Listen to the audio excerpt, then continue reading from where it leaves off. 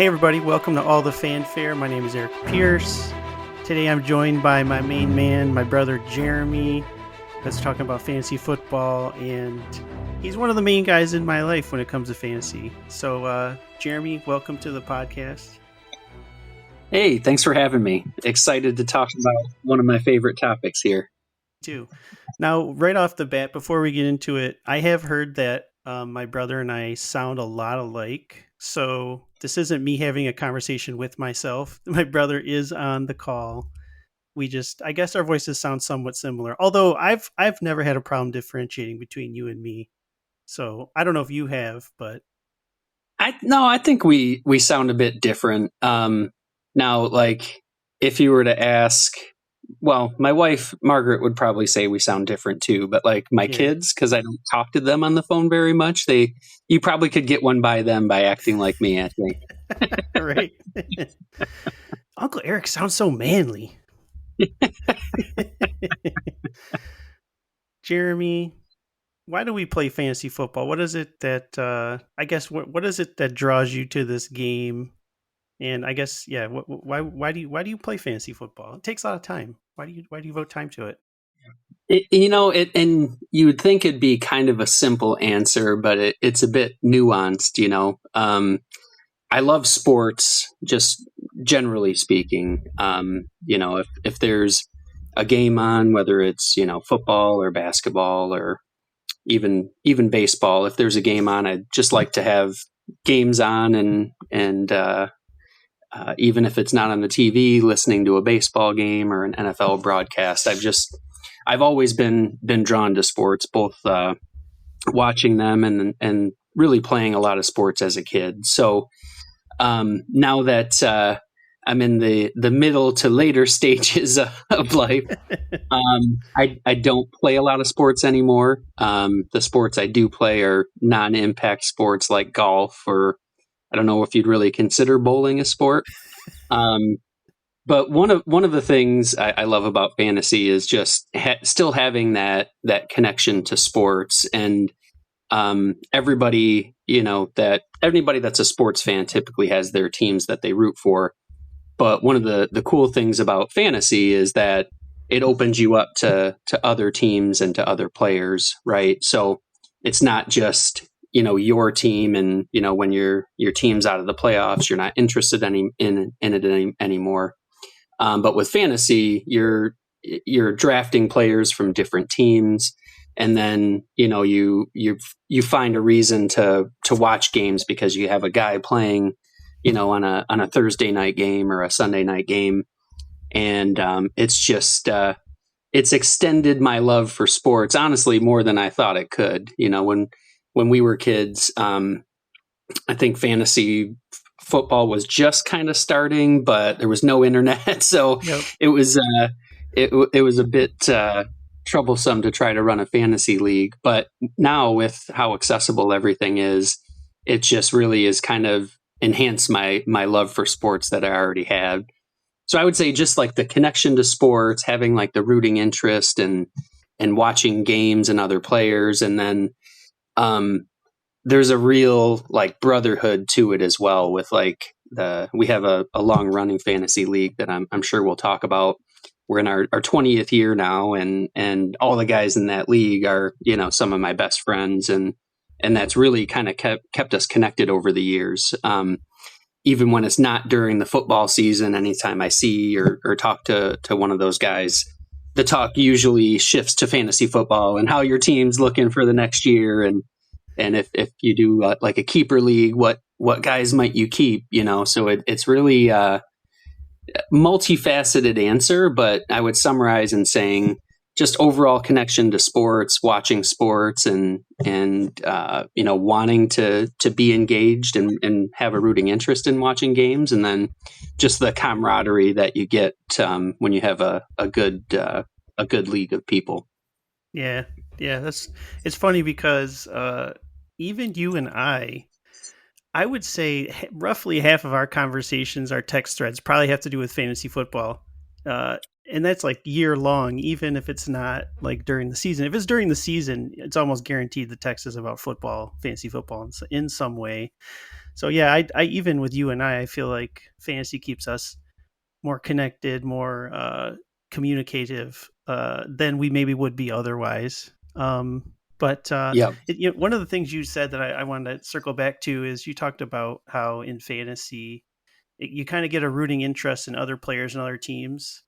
And that's definitely true. I think for you and I, we live in Michigan. We're Detroit Lions fans, and if the Lions are known for one thing, it's typically for not being good at football. So usually, you begin the year with all the hopes and dreams that this year is going to be different, and then by week 5 or 6, you're like, no, same old Lions. And at that point, I typically would stop watching football because why would you subject yourself to that? Why would you waste 3 or 4 hours on a Sunday watching the team just look terrible?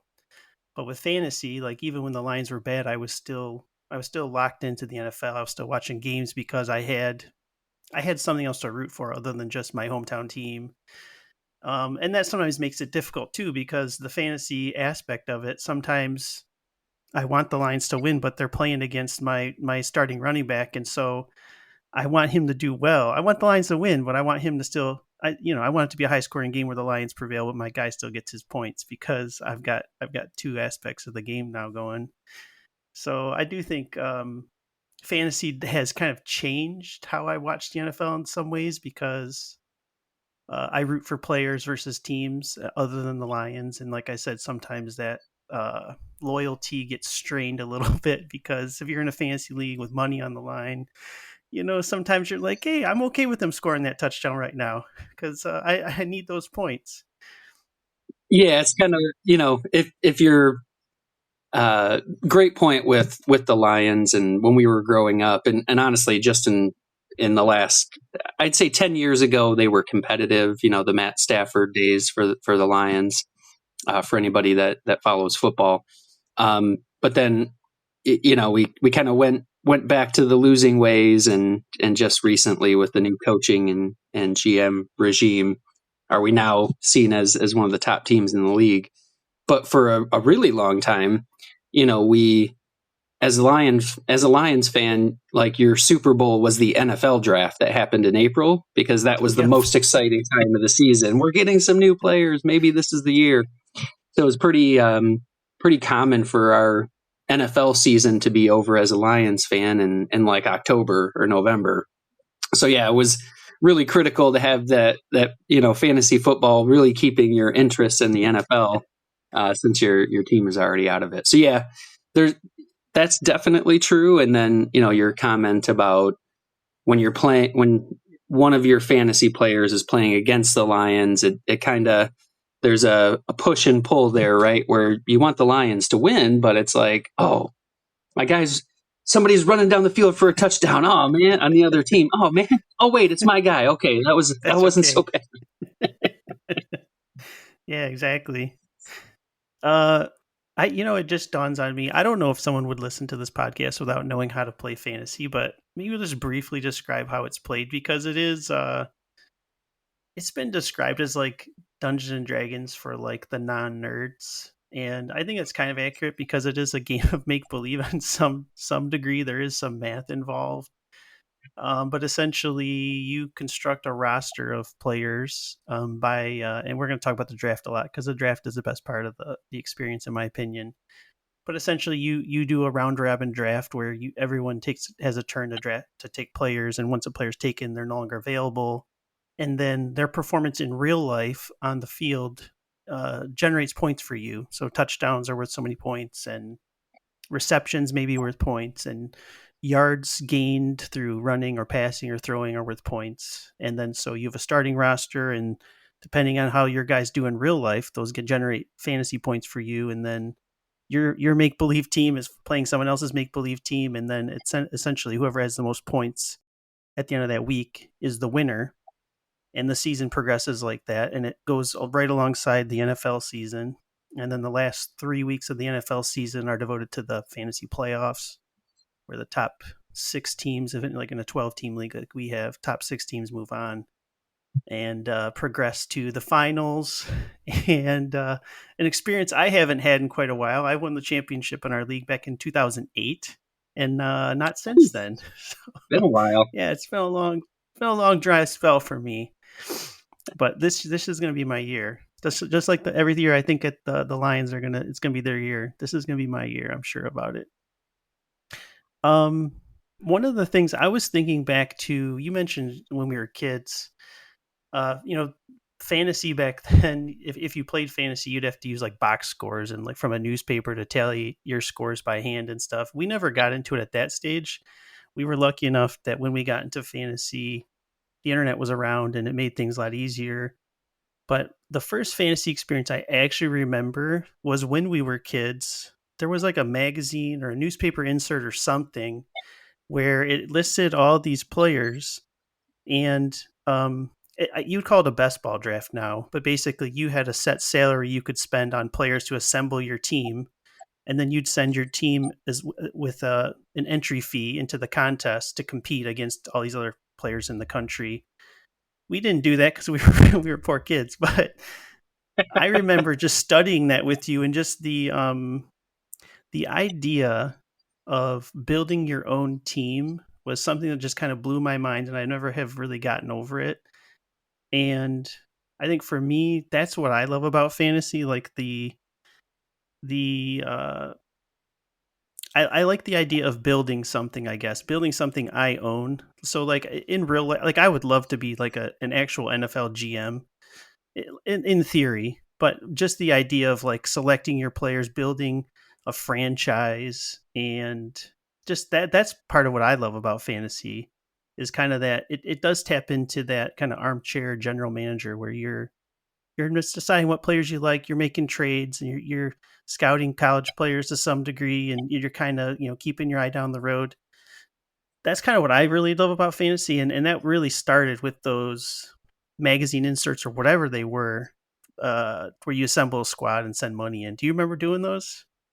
Oh yeah, yeah, for sure. I remember.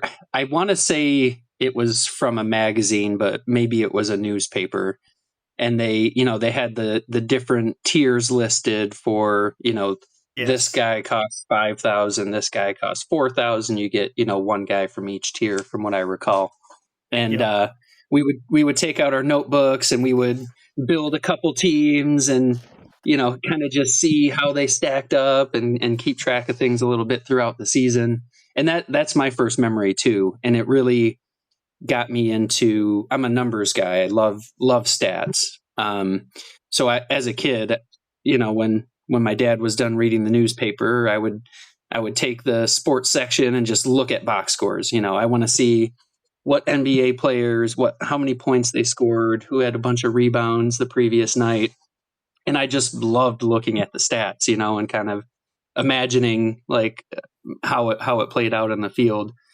Um, so that is for sure my first memory. And then I would say, as we were pretty heavy gamers as kids and teenagers, and as some of the sports games turned from being just, hey, play a head-to-head exhibition game, or play against a friend, if you're not playing against like the computer.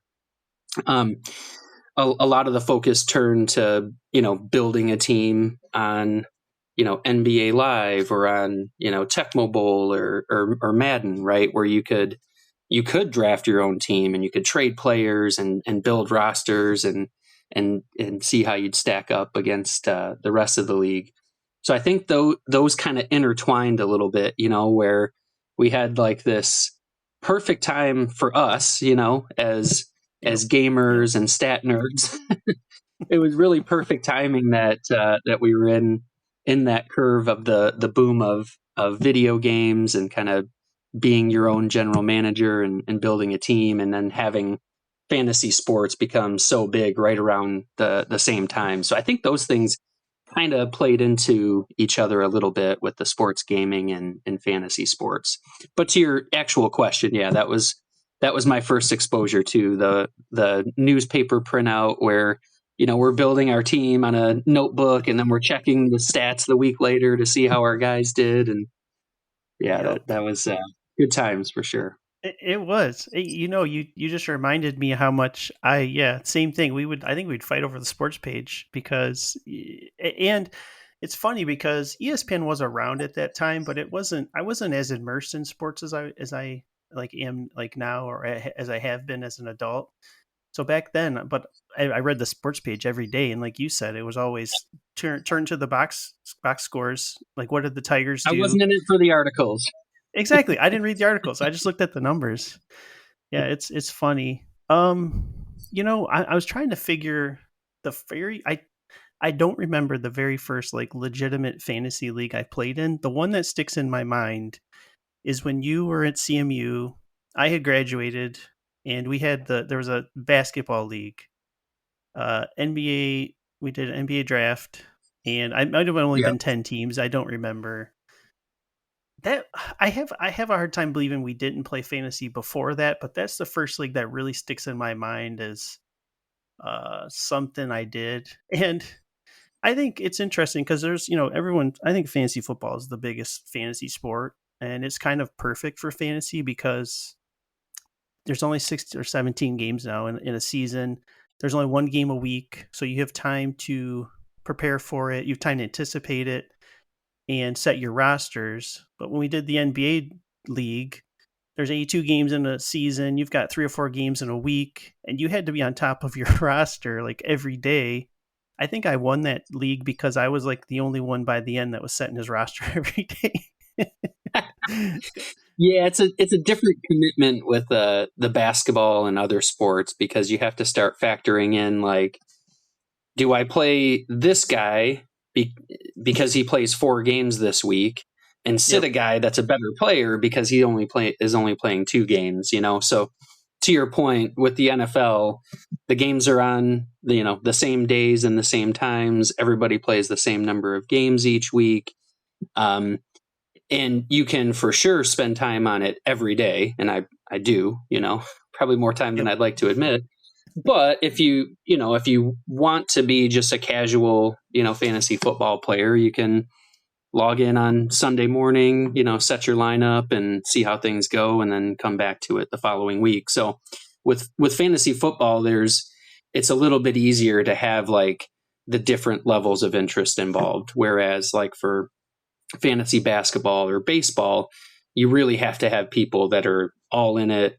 Kind of everybody's checking every day, and the best leagues are the competitive leagues where everybody's kind of in it.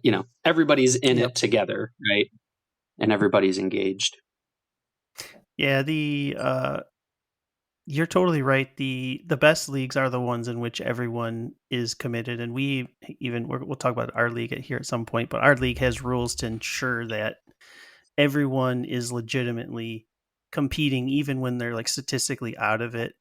Just because if 1 or 2 teams aren't kind of pulling their weight, it does drag the whole league down. Now there are those we had a Pierce Friends and Family League a couple years ago because at the time my son he loved football, he loves the NFL. He was always like, I think it probably started why he probably started being interested in fantasy because he was wondering why dad got so angry every Sunday, even though the Lions weren't necessarily playing, because fantasy can ruin your Sundays if you're if you're not prepared. But you can definitely play just kind of low stakes, more friendly leagues, and that Pierce Friends and Family League. We had our parents in it, we had our wives in it, my son was in it. I think your eldest daughter was involved to some degree, and it was an opportunity to just do something kind of as a family with very low stakes. I think you and I maybe put $5 on it, but everyone else Yeah, it was just like, hey, let's do this. And for like my son and my wife, they had never done fantasy before, so it's fun because we have that. I can talk to them about even though we're not playing anymore, I can talk to them about it, and they understand what fantasy means, and they know who certain players are, like Mahomes and McCaffrey. Like my wife knows these guys now, even though she was never an NFL person before.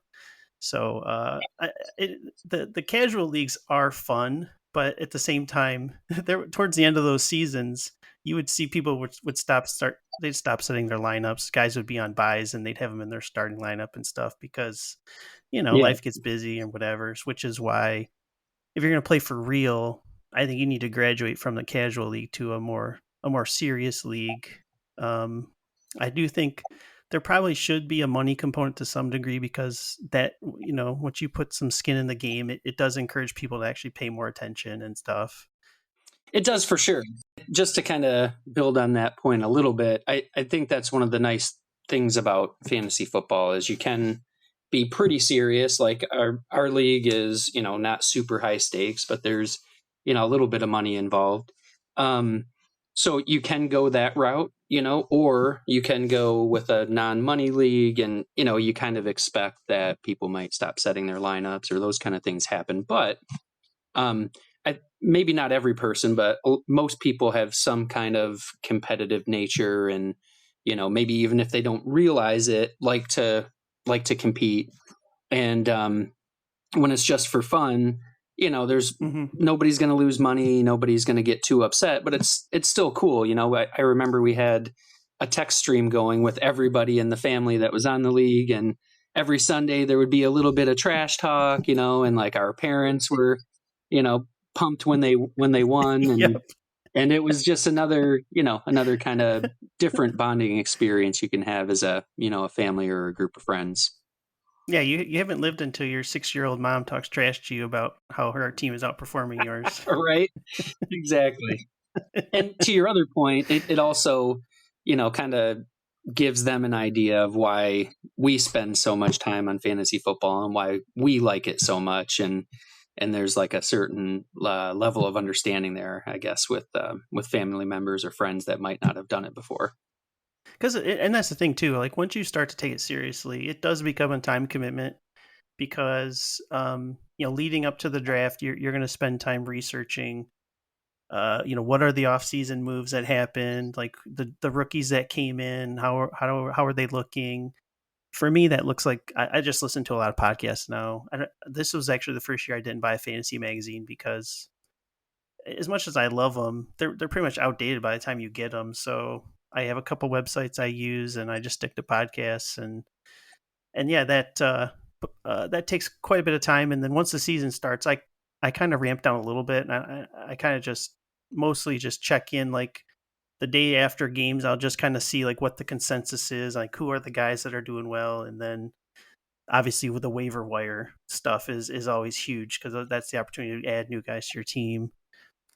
And then watching the game. So yeah, in a given week, I probably spend 5 to 10 hours on fantasy football because if you want to be good at it, you need to stay up on what's happening, and the league moves fast. And a guy who was a third stringer last week maybe starting this week, and fantasy football is one of those places where information or knowledge is a competitive advantage, and in order to have that, you have to stay plugged into stuff. Yeah, exactly. And you mentioned how do you prevent it from ruining your Sunday or ruining your life?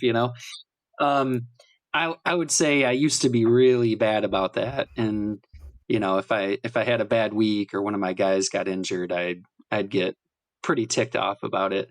But as you get older, you put things in perspective a little bit. And my oldest daughter probably said it best over the last week as I was talking about my second, third, and fourth fantasy drafts that I had coming up. What are you talking about? It's not real. It's fake.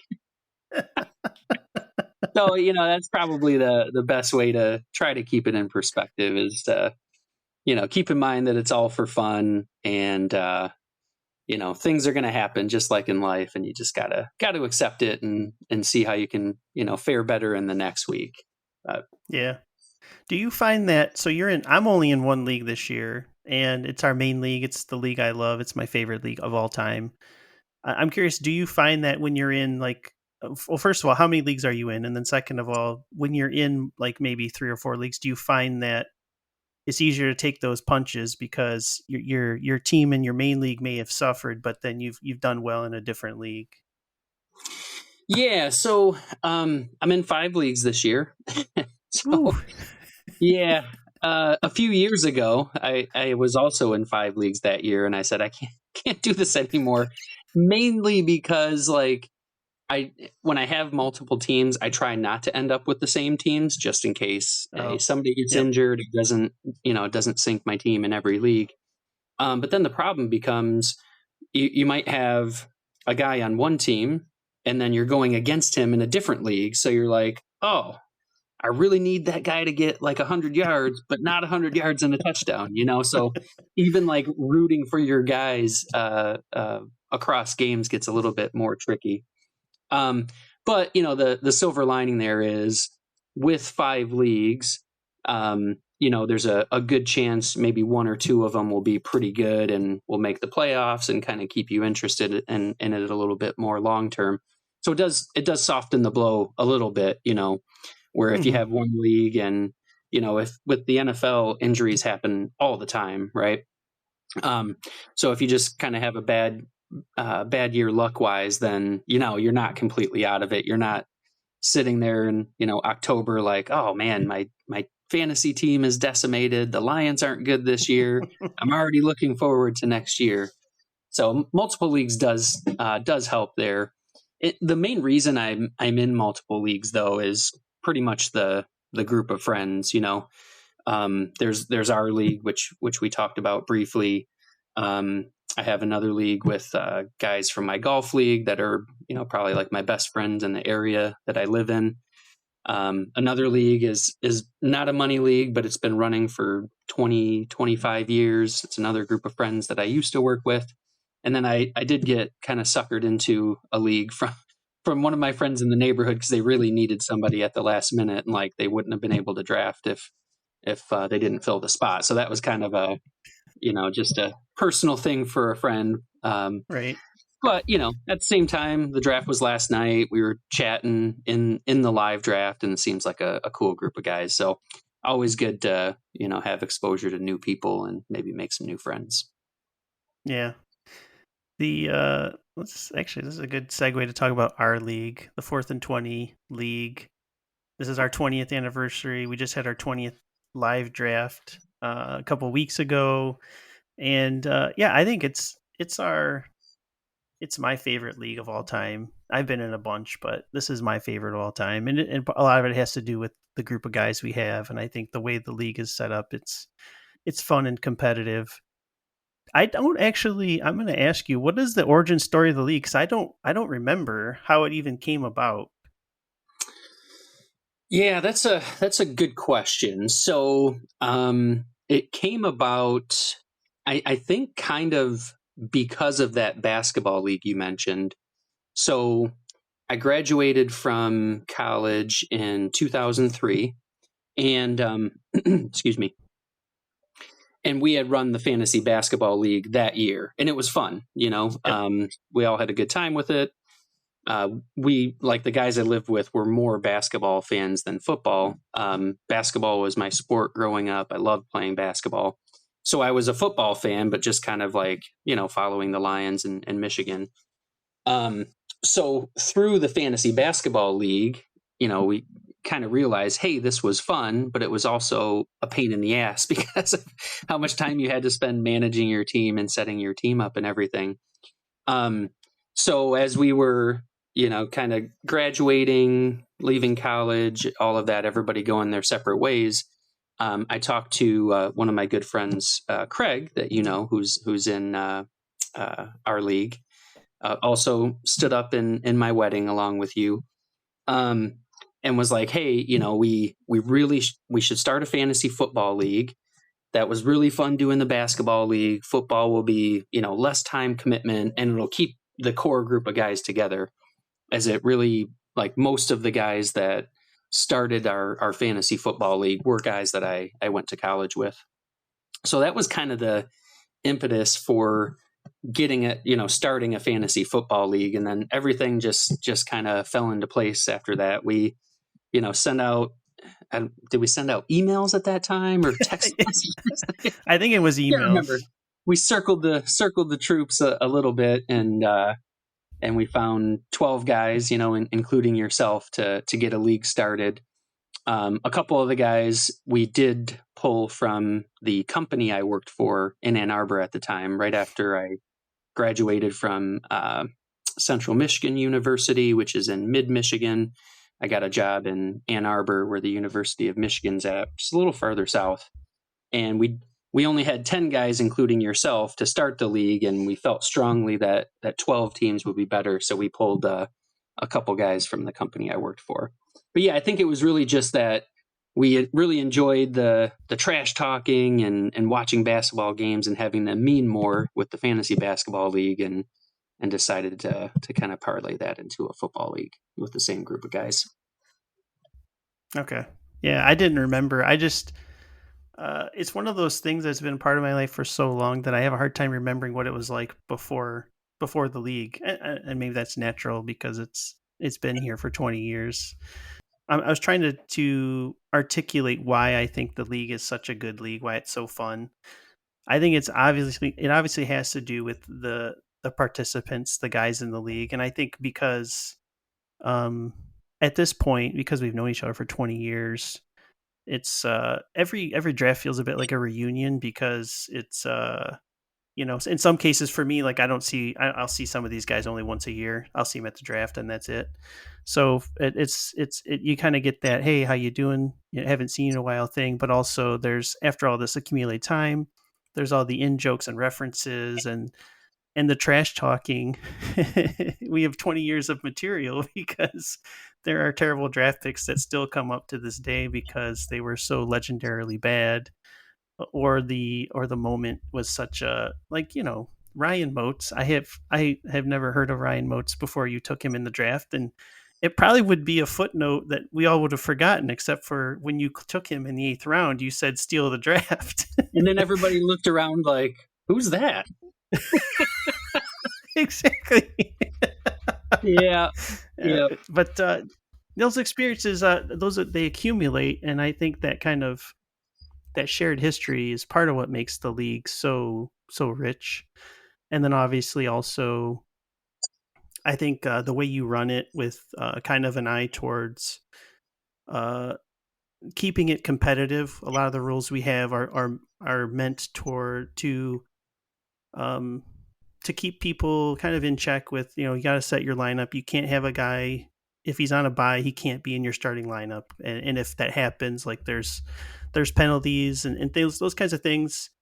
You don't like to penalize your friends, but at the same time, it's been necessary in the past occasionally to keep the league competitive, because if you start to fall down on those things, then at some point the league just becomes kind of a shadow of what it could be. Yep. And I think our league has always been good at making sure the competition is like as honest as it can be. And then that way, if someone's team sucks, it's basically their fault. Like they pick those players. Maybe injuries come into play, but at the same time, we want to try and make it as much about skill. Luck obviously plays a huge factor, but you want to try and make it as much about skill and decision making as you can. And you don't want, someone got lucky this week because, I had 3 guys on bye and I started them anyway, so you're going to get the win. We want to minimize that kind of stuff as much as we can. Yeah. So I think, kind of going back to what I think makes our league special, I think it's a couple things. You mentioned the group of guys, and it's a great group of guys. Everybody's pretty welcoming. We have had to shuffle league members. I think we've there were 2 or 3. 3 times. 3, yes. 3 guys. 3 of the original 12 were replaced by other people. But just a really good group of guys. And I think one of the biggest things is that with the first year, we said that it's going to be an in-person draft, which at that time was fairly easy to do. I think you might have had Connor at that time, right? Yeah, because he would have been born probably like 5 or 6 months before our first draft. Okay. Yeah. So for us, it was fairly easy to mandate you have to be there for the draft, and that was a rule for the first couple years. Mainly because it's a heck of a lot more fun to get a group of guys together and do a draft. Like you said, the trash talk, seeing guys running old jokes back from previous years. You don't really get that as much if everybody's just online sitting at their house, right? So we kind of made that a mandate early on, and life happens. So that, some people have missed a draft here and there, but it was pretty easy for us to implement that early on because a lot of us weren't married yet. You were the only one that had a kid, and it was easy to make it something that's on your schedule. Okay, we know the draft is going to be this day. We're going to plan for it. And honestly, I know the whole league now, 20 years later, plans the end of August around the fantasy football draft. Everybody wants to be here. One of the guys in our league, his wife and his oldest son, who just turned 16, they both have birthdays at the end of August. So like every other year, the draft actually falls on their birthdays. And this year he made it even though it was his oldest son's 16th birthday, because his son's like, hey, you have to go to your draft, because he knows how important it is to him. So yeah, I think that was probably one of the biggest things, making it something that you have to be there for. I think that has built the camaraderie and the relationships of the guys in the group, and makes it something we all want to go and do every year. I've got 3 kids. I don't have a ton of free time, but my wife is awesome, and she's allowed me to keep 2 golf trips on the calendar in addition to the fantasy football weekend every year. And the fantasy draft is my favorite weekend, even though those golf trips are really fun. So yeah, I would say the makeup of a good league is, you got to have a good group of people that stay engaged. To your point, we've got some rules in place that help to enforce that. But if you can get if you can get to do an in-person draft for your league, it's so much more fun. It really brings the level up, for excitement, rather than sitting at home drafting on my computer. I'm getting together with a group of friends and sharing some laughs. So I think that's really big, the competitive balance and just the connections that you make, and that's easier to foster if you can do it in person. It definitely is. The draft, I mean, the draft is the best part of the season. It's the part of the season where everyone still has hope. Everyone believes in their team at the draft. So in order, whatever you can do to maximize that experience is a positive in my book. And I think it's funny, as you're talking, I started thinking about the original first couple of drafts we did. And back in those days, we played like 18 holes of golf on Friday, 18 holes of golf on Saturday, and we also drafted. And that has Yep. shifted now, where now it's like a couple of us play 18 holes on Friday, and then some of us play 18 holes on Saturday, and then we do the draft. But back in those days, it was almost like we would draft in the morning on Saturday, and then like the best part of the weekend was over, and it was always kind of a bummer. It was like anticlimactic, like, oh, the draft's over.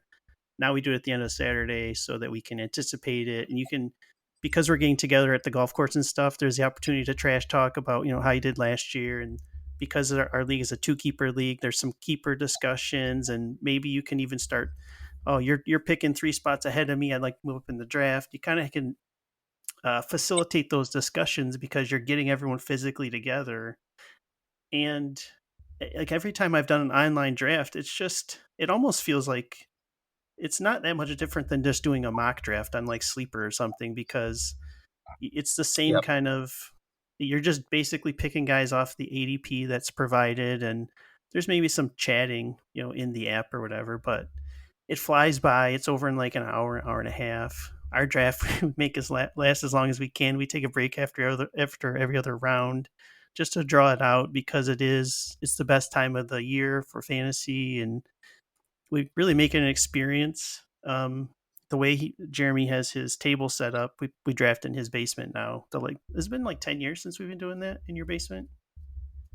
Probably a little bit more than 10. I know the first at least 5 years we were kind of bouncing around to different golf courses, and we would either have the draft at the golf course before or after golf. So I know I want to say 5 to 7 years. So we might be closing in on 13 or 14 years at my house. That's crazy. Yeah, 12 guys crammed into I wouldn't say crammed into your basement, because there's plenty of room, but basically you've got two long tables in your basement, or that we're all sitting around. And one year, I don't remember if it was, I don't remember what the occasion was, but we made placards for everybody where you would have like a little stand that would have your team. Oh, by the way, every team has custom logos that I designed, I don't know, 10 years ago or something based on the team, your mascot or whatever your team name is. My team is the Big Brown Sharks, which is a play on an Eddie Murphy joke from Delirious. And so my logo is two brown sharks like circling some blood in the water. My brother's is the Bad Boys, so it's kind of like a play on the old Bad Boys Pistons logo to some degree. But essentially, so we had these placards with everyone's logo and then their lifetime standings, and then also their win loss records against every other team in the league, which then further generates trash talk because you see that, I've got Jeremy's number. Like when I play him, I beat him 3 times out of 4 or something like that. So that's kind of stuff just kind of amps up I guess, the excitement of playing, doing the draft in person because you get these opportunities to just kind of just be guys and just hang out and just shoot the crap a little bit and just make it special because the draft is the best time of the year for sure. Yeah, yeah. In fact, the to your point on drafting live in person versus online, the draft I did last night was online, and it was over in about an hour, maybe an hour and 10 minutes, and it went so quick that outside of when we were like in the waiting room, kind of waiting for the draft to start, we were chatting, at that time, but the draft went so quick, nobody was really saying anything during the draft. So it really felt like you're kind of, like you said, doing a mock draft or, just kind of sitting off by yourself, drafting. So really couldn't agree more on the in-person component, and that's one of the biggest things and one of the biggest reasons why our league has been so fun. It really is getting everybody together and making that one of the highlights of the summer. I have to say too, one thing the in-person draft facilitates that I love about our league is and this is something that you advocated for, is we have a paper draft board with actual stickers and they're color coded by position and they're pre-printed with the names. So like, there'd be a Patrick Mahomes sticker for if you want to take Mahomes as your quarterback or whatever. And it just adds this tactile feel to the draft and the sense of that you are building your team. And then there's also the anticipation when someone's on the clock and they go to pick a sticker and you see them standing over the tight end stickers and you're like, oh no, What he's going to color take is the my sticker? guy. Yeah, exactly. And then so everyone just it's almost like the conversation pauses. Everyone looks over when you walk the sticker over because they want to see what the pick is, and it kind of almost has that, like in the NFL, you have someone bringing Goodell the actual pick, and then he announces it. It almost kind of is reminiscent of that in that it just builds a little drama into each pick. Yep. You're kind of looking around the room a little bit. You always want to hear, "Oh, that's a good pick," Or, oh, you you know. sniped me. I was taking him next, Nothing Yeah, too. I was going. That is the best feeling in the world because it's validation. Not only did you get one over on someone, but it's also validation because despite all the material we absorb for this, like nobody knows anything at these drafts. So Right. you're just kind of going off of what the experts say. And then, so when you make a pick and someone's like, oh, it's a great pick, or I was going to take him, it's validation that, yeah, I do know what I'm doing, even though neither of you really do. And it's not until maybe halfway through the season that's obvious, like, okay, who the real players are this year or not. Yep. Yep. Exactly. I've talked about the draft a little bit, or quite a lot actually. But is there anything else you think would, what makes a good draft experience? Obviously, the in person aspect is, I think that's the main thing. If you can get in person, you should. It's If you've never done an in person draft, you really haven't drafted before, in my opinion. They're just totally different. And also, there's a different kind of pressure to drafting when you're in a group. You're actually at the table with other people, and it's easy to get distracted by what's going on around you, and it just requires a different level of skill, I think, versus when you're just sitting on your couch by yourself with no distractions and just making your picks. It's just a different kind of experience. Yeah, absolutely. So I mean, outside of being in person, like if you can't be in person, I think the main things go back to what we were talking about earlier. Making sure that you have people that are bought in and engaged, that are are going to participate, because you could have a great draft experience, offline or online, doing like a non in-person draft. But then if people aren't setting their lineups, if you didn't make the playoffs because you won your matchup but somebody else played a team that started a bunch of injured guys, it really takes away from the overall experience. And you have to have that competitive balance. So like you said, we have some rules that prohibit people from starting an injured player or somebody on a bye week, just to try to prevent some of that.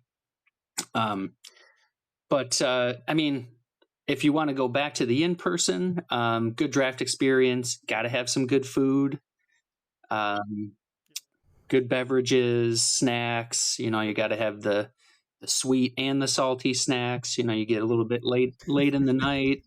If you've maybe had a few beverages during the day, it's nice to be able to hop around to different snack options. And yeah, I think making the draft last as long as possible would be one of my suggestions too. We typically start our draft about 6 o'clock, maybe 7 o'clock in the evening on that last Saturday in August, and feel like we wrap up about midnight or 1 a.m.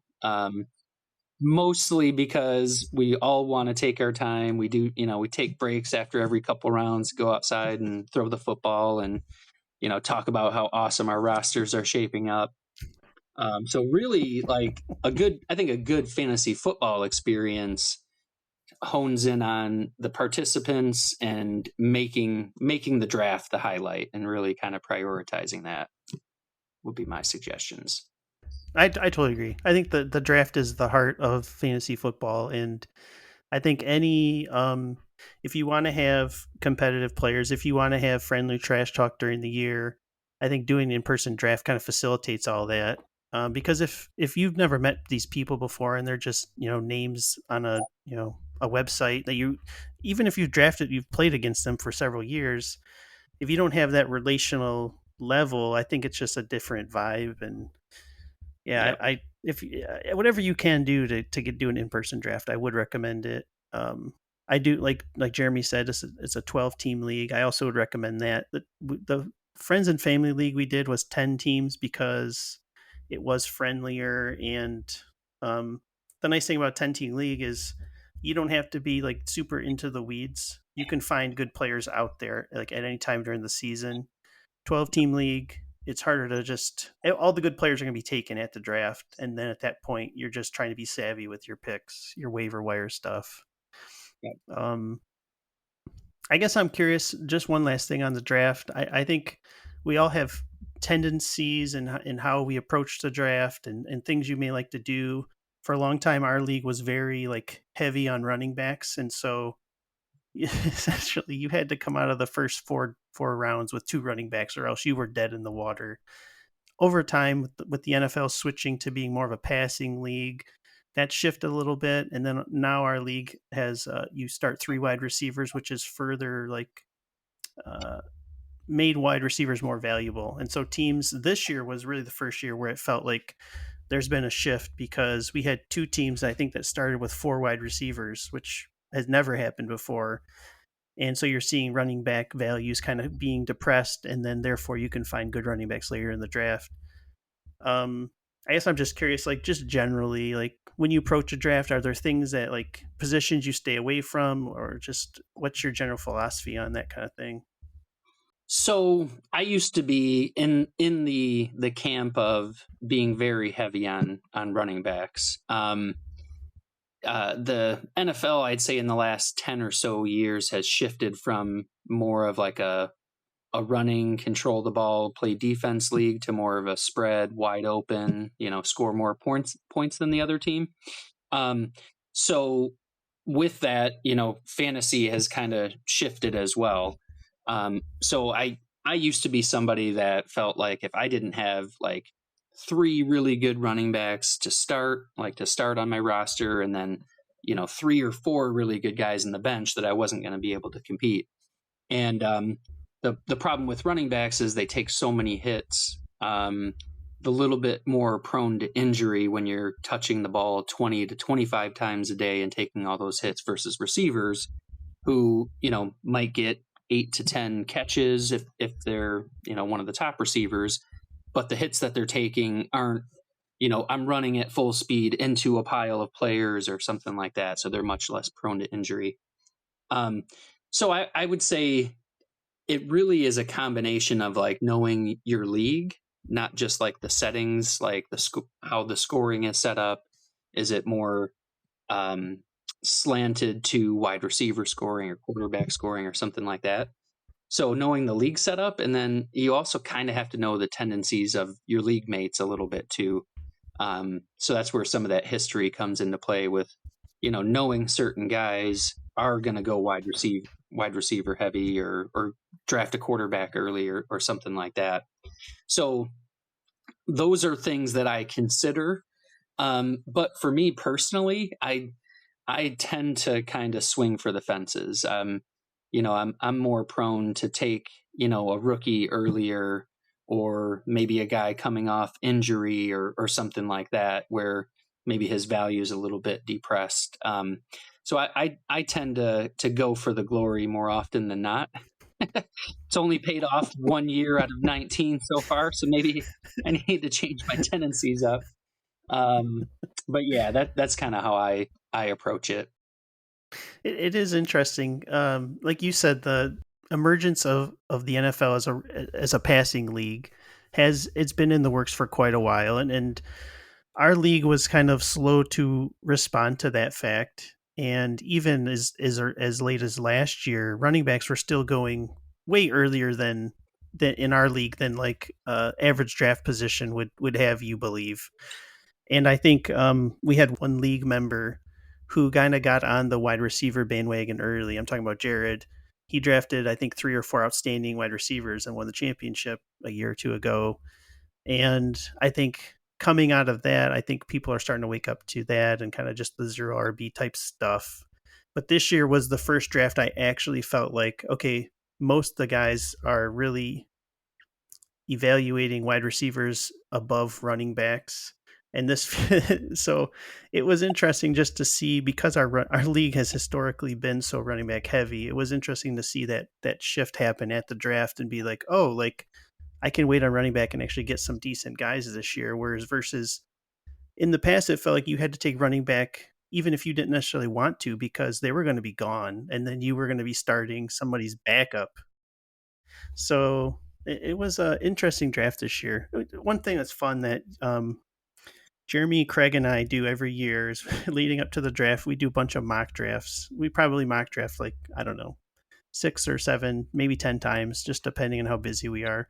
Throughout the summer, leading up to the draft, we'll do mock drafts just to kind of, I think, just to kind of get a sense of where guys might go. We'll just do like a 4-round mock essentially, and just to see like those early rounds, like how's it going to shake out, so I can see who might be available when it gets to my pick, and then I can start strategizing and be like, okay, well, I'm probably going to go tight end in the second round because of the value or whatever. And then from there, you can kind of plan the rest of your draft. But it never fails to surprise me. I think every year we've done this, our mocks have been totally off. So it serves no purpose other than just to do it, I think, because it's fun. But every mock we do, when it comes to the draft, I think almost every year as the draft's going on, the three of us like look at each other like, I can't believe this is happening. Like, how are these guys still available? Because we mocked it up totally different. And of course, nobody knows anything. It is kind of funny how that's worked out like pretty much every year we've done it. Yeah, 100%. It's always funny that we, like you said earlier, kind of have no idea what we're doing. And when you make a pick or you predict a pick's going to happen or something like that, you're looking for that validation, like, oh, I was right, or I knew what I was talking about.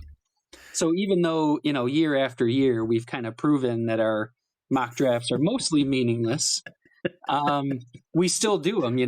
We start typically like late June, early July. You and Craig and I will start texting, and then one of us will throw up a mock draft and off we go, and then we're Yep. mock drafting for like 2 months straight. But that's the beauty of it. If it wasn't for fantasy football and if it wasn't for our league, you and Craig and I would probably very rarely text each other like all in a group. I would for sure text Yeah, Craig and I would text you separately, but we wouldn't have that common thread of wanting to talk about football and about fantasy football because we're all in it together and we can't wait for our draft and trying to figure out how things are going to go on draft night. It's really that common thread that's built a lot of relationships, I think. And absolutely. I was talking to another friend for the in-person draft I had on Tuesday night, and his brother is in the league, in this league with us, and he even said like it's one of the only things they have in common, him and his brother, and they wouldn't really talk that much if it wasn't for fantasy football. And you and I aren't like that. We have a fair amount in common, but time has a way of getting away from you, and Yep. I'd like I hate to admit there's been weeks that we go without Yeah. texting each other at times. So it's nice to have this additional thing that keeps us tied together and that keeps us talking, and that's true for you and I, and that's true for really me and everybody else that's in our fantasy league. It's really a nice common bond that helps keep the relationship strong just by having something to talk about that we're all interested in. Yeah, I think that's a great point. It's something I've seen play out too, because like you said, there's been times where you and I might go a couple weeks without texting for no other reason than you get caught up with your own stuff, your work, your family, whatever, and life happens. But I also think in general, guys don't necessarily do a good job of like keeping in touch with their guy friends. To the point where I just texted one of my friends a couple weeks ago because I hadn't talked to him in a while. I was like, "Hey, how you doing?" Because I realized like, hey, this is how you like drift apart from people. Yep. But I think fantasy gives you a reason to want to continue that relationship. You have it sometimes feels weird to just say, "Hey, what's going on?" without an agenda. Right. It's different when you're just like, "Hey, what do you think about these players?" or "I'm thinking about making this move," or "Man, I can't wait for fantasy this year." Yeah, it's like, hey, how you been? I've been thinking about this trade. Exactly. Yeah, exactly. It keeps the lines open, and it feels, yeah, it just keeps you, because at this stage in our lives, like everyone in our draft, I think, I mean, I live up here. I live an hour and a half from you. Craig lives down in Illinois. And then we got guys in Grand Rapids, and we got guys all over the state, all over the country, or at least the Midwest, and so we're physically separated, but the draft keeps us kind of in touch, or the league keeps us in touch, and I think out of the 12 guys in the league, probably 75% live 2 hours or more away from my house where the draft is at. So yeah, we got people, and some. I think Walker and Craig are in the 5 to 6 hour range for how far away they are. Um, so yeah, without fantasy football, they wouldn't just come drive here on a random yeah, August Saturday yeah. to play golf. It just wouldn't happen. Uh, so yeah, it's nice Absolutely. common thread. The other thing about the draft that I realized when you were talking is, so when you're a kid and you look forward to Christmas morning, like you anticipate it for like, is that once December hits, or at least once you get through Thanksgiving, you start thinking about Christmas morning. You start thinking about the gifts under the tree, and that anticipation is kind of what makes the experience of Christmas morning, at least as a kid, just thinking about those presents and stuff. As an adult, I think anticipating the fantasy draft is like the closest I've ever come to like recapturing that childhood feeling of like looking forward to something, anticipating it, the excitement, the also the unknown of it. You don't know what's going to happen. You don't know how it's going to Yeah, play out. You're going to have fun. You're going to have a great time. You don't know when the dust settles, like who's going to be on your team. I think for me that's a lot of why we mock and stuff, is that anticipation.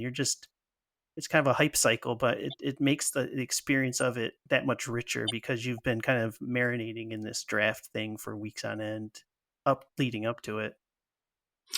yeah, yeah. It's a great point, and I share that feeling, right? Where like you said, on Friday night, the day before the draft, you and Craig typically come and stay the night at the house, and we have a tradition where we all go out to eat with my family, and they roll their eyes while we sit there and talk about football the whole time.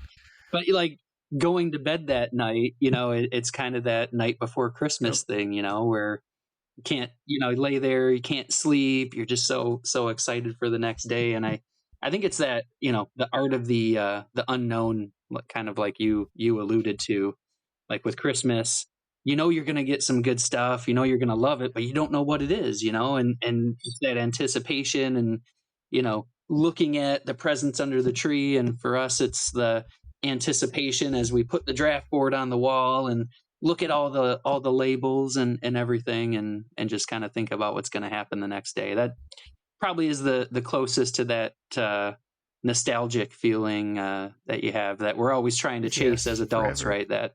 That feeling you had as a kid. Yeah, that's something that fantasy gives Absolutely. you for sure. As we wind it down here, I do just want to. So at this point, as we're recording this, our draft is over, and in fact, the NFL season is going to kick off tonight. I'm super excited about that. But I am curious, looking back, like on the draft this year that we did a couple weeks ago, like just what are some of your favorite picks? It doesn't have to be from our league, but just in general, like who are some guys you're excited about, and then maybe some picks that you wish you had back. For me, I have a personal favorite, and it wasn't a pick in the draft, so this might be cheating a little bit, but You could one talk about my team too, if it's your favorite pick. one of my favorites is one of my keepers this year is Jahmyr Gibbs, who's a young running back for the Lions, our home team, and he's actually one of the top rated running backs in the league for fantasy football. So I'm really excited to have him on my team, just to have that extra added element when I'm watching the Lions, kind of, hoping as the ball gets handed off, is it him or is it Montgomery? Is it the other guy? So I really like, just having that Lions player on the team who actually is one of the best players in the league. Because a lot of times, whoever your home team is, you're going to overdraft the players a little bit. Excuse me. Maybe even if they're not the best option on the offense. And then honestly, I like to see how the rookies pan out, right? So it's always exciting to see, the new players coming into the league. I feel like in our draft, the rookie wide receivers went really early. Marvin Harrison Jr. is a rookie for the Cardinals. He went within the first, I think, 3 or 4 picks. And then Malik Neighbors, a rookie receiver for the Giants, went right at the end of the first round, which is, for receivers, really unprecedented. Usually rookie running backs can come in and make a big impact right away, but for a receiver, it's pretty uncommon outside of the last couple of years to have a guy make a big impact. So those were, the top picks in our draft for 2 of the teams, and they went with a rookie wide receiver. So I'm interested to see how those guys turn out, and really wanted one of them on my team, to be honest. So that's maybe a draft regret that I didn't snag one of them in the first round where they ended up going. I thought you might go Neighbors. When in all the mocks we did, you stayed away from him, which at some point started to smell a little like a smokescreen. Like I'm not going to reveal my true intentions. And by the way, when he's talking about the draft, so we have 2 keepers. So Jeremy mentioned he kept Gibbs, and he has one other guy. So when we're talking about Marvin Harrison and Neighbors going to the first round, it's really like the 3rd round. But for all intents and purposes, it's the first round of the draft. But we have like 24 players that are already like off the board, and that's also part of what makes our league fun. I think is it's kind of it's a quote unquote it's a keeper league to some degree. You get to keep 2 guys from your previous season, and it kind of when I talked about building a roster, and kind of it's not a full dynasty, but at the same time you have some continuity from year to year then, and it does feel like you're building something versus just starting from scratch every year. But yeah, I did think you were leaning Neighbors in the first. I'm sure you would have taken him if he was there in the second. That was the plan. Yeah. So all those mock drafts that we talked about, I got Malik Neighbors in the second round in almost every one. So there's our mock drafts working against us again. Yep. but yeah, and that's where maybe there's a little bit of draft regret too, with doing like draft preparation instead of just looking at everybody in a big list. I like to put guys in tiers. So like the top 5 receivers might be tier 1, and then the top 6 through 10 might be tier 2. And the thought behind it is I really like all 5 of these guys in the tier. So if all 5 are available with this pick, I can maybe wait and get one of them with the next pick. um, so I did a lot of that preparation and then didn't really use it at all during the draft. I went more gut feel and kind of like the way the draft was going. So maybe there's something to be said about making sure your preparation leads into your draft tendencies. Because Yeah, that's a good point. I do the same thing. I go off book all the time in the draft. Like I'll spend all this time preparing, and then once the draft starts, like something happens I didn't see coming, and then I'm just like I'm off you're on script at tilt. that point. I'm ad libbing, Yeah. These favorite picks. You mentioned Gibbs, who was a keeper. Did you actually have a favorite pick you made this year? So I would say my favorite pick for my team personally was Kyler Murray. Yep.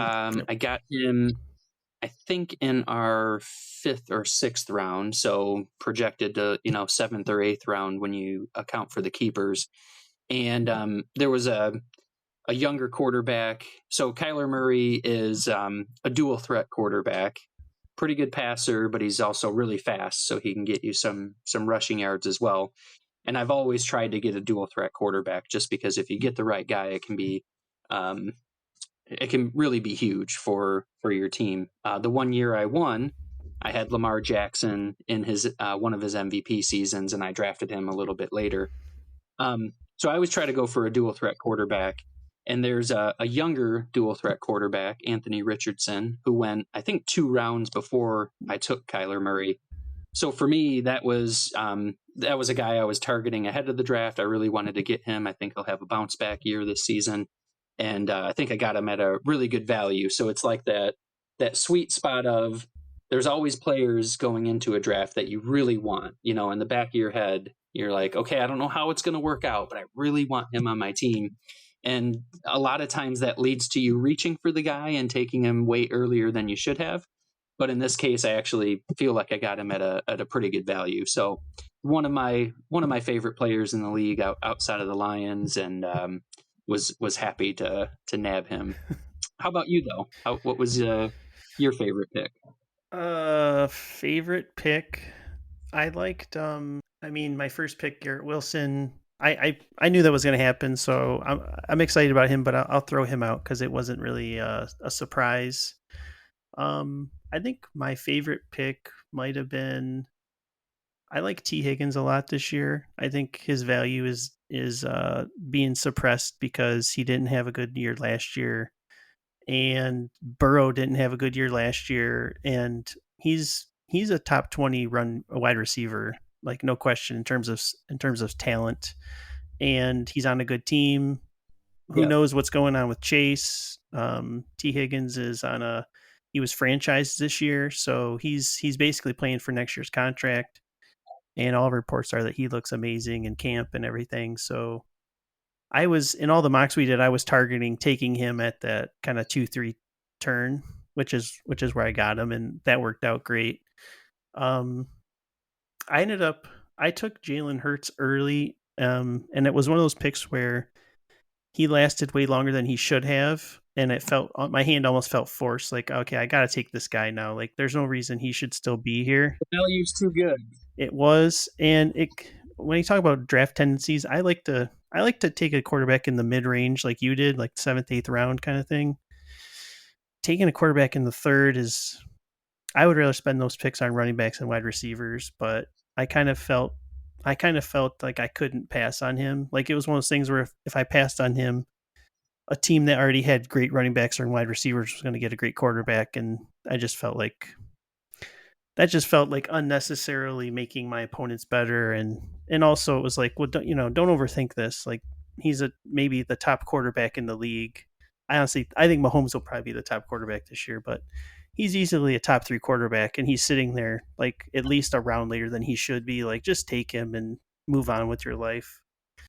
Yeah, we all like to try to build like the best full roster possible, right? And that feels like, okay, I'm gonna wait to take this sleeper quarterback or this, this tight end that's going really late, and I'm gonna get him.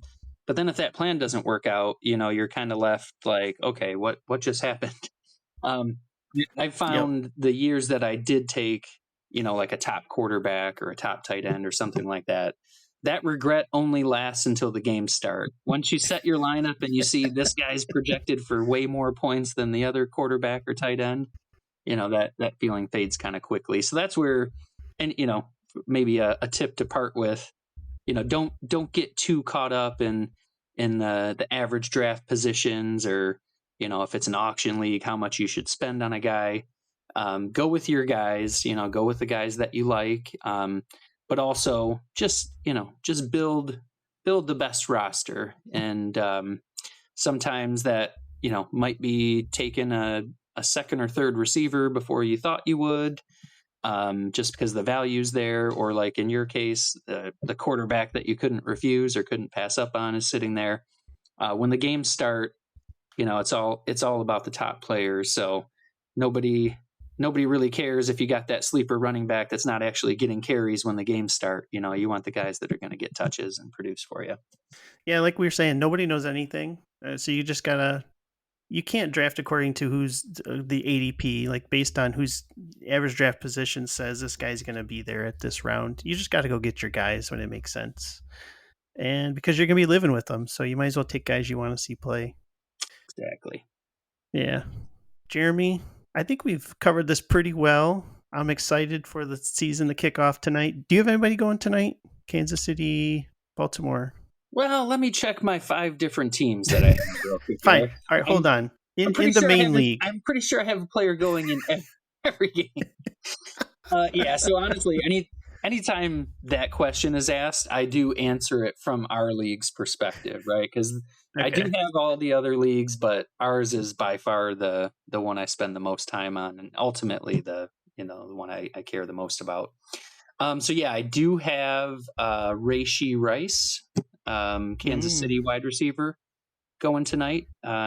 He's in my wide receiver 3 slot, so not my top receiver, but for sure still a starter, and pretty pumped to watch the game tonight. Trying to talk the wife into, we feed the kids grilled cheese, for dinner, and then go out somewhere and sit down and watch the game and have a beverage or something. So we'll see if that. Hey, that sounds like a plan. Yeah. Well, I hate to break it to you, but I am starting Xavier Worthy tonight in my flex spot, and probably all Mahomes touchdowns are going to go to him. So you might want to rethink Rashee Rice in at least this week. Unproven rookie versus the guy that was the unproven rookie last year. Hollywood Brown is not playing tonight, and I'll be honest.